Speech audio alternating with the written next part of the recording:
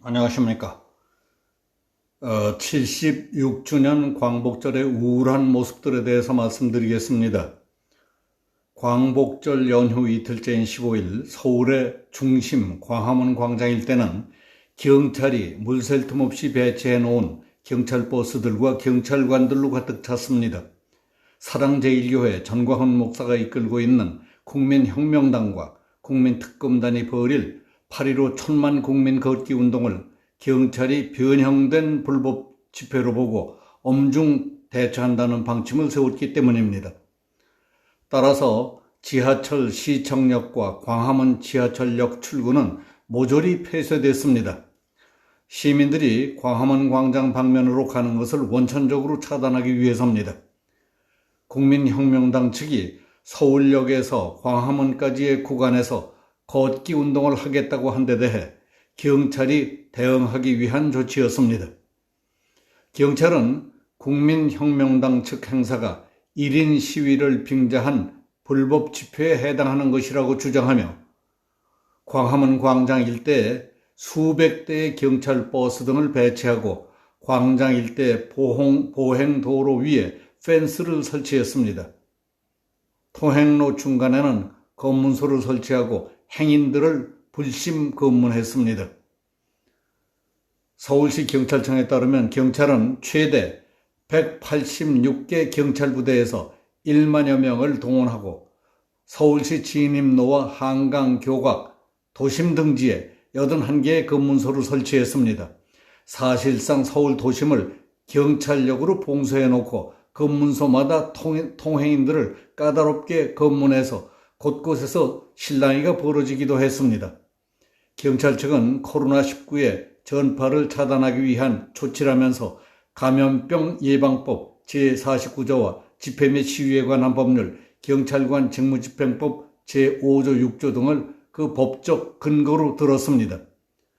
그러나 예상되는 불법 행위에 대해 경찰이 차벽을 쌓고 통행인들을 무분별하게 불심 검문하는 것은 위법성이 다분하다는 지적이 나오고 있습니다. 경찰이 제시한 직무집행법 제5조는 천재, 사변, 인공구조물의 붕괴, 교통사고, 폭발 등이 발생했을 때 적용하는 규정인데 광화문 광장 일대에서는 천재, 사변이 발생하지도 않았고 건물이 붕괴하거나 교통사고가 발생한 사실도 없기 때문에 적용될 수 없는 조항입니다. 범죄 행위가 목전에서 행해지려 할 때에 경찰관이 적절한 조치를 할 수 있다고 한 경제법 제6조 역시 대법원은 현행범에게나 적용할 수 있는 조항이지 예상되는 불법 행위를 사전에 차단하는 법적 근거로서는 부적절하다는 것이 법조계의 일반 지적입니다. 그러니까 이번 시위와 관련해 경찰이 내세우고 있는 직무집행법 제5조와 6조 등의 법적 근거는 모두 과잉 금지의 원칙 위반으로서 민형사상 책임이 발생할 수밖에 없는 상황이라는 것이 법조계의 견해입니다. 그리고 문재인 대통령은 임기 중 그의 마지막인 제76주년 광복절 축사 기념여설에서 대한민국 건국 전후사에 대한 그의 역사관을 꺼리낌 없이 드러냈습니다.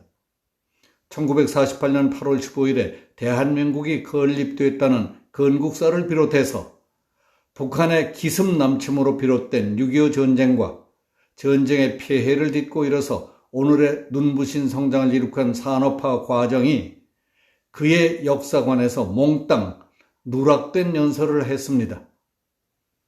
그리고 어이없는 것은 오늘날 대한민국의 자랑스러운 산업화 과정에 대해서는 결과적인 지표만 인용했을 뿐 산업화 주체는 일체 언급하지 않았습니다.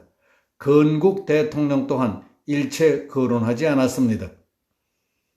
그러더니 놀랍게도 대한민국 산업화 과정을 비롯한 코로나19 대응 과정에 대해 제3세계 국가에서 시작한 새로운 성공 모델이라고 자기 선전을 했습니다. 대한민국 최고 권력자의 연설을 가장한 역사 왜곡이라는 비판을 받아도 할 말이 없을 정도의 내용이었습니다. 더 충격적인 것은 연설의 끝부분은 한반도 평화 프로세스의 본격적인 재가동을 예고하고 있다는 점입니다.